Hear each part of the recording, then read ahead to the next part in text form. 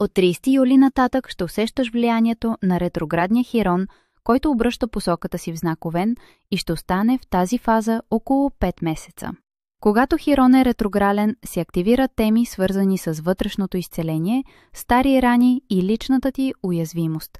Именно Хирон, като ранения лечител, насочва вниманието ти към области, които все още имат нужда от грижа.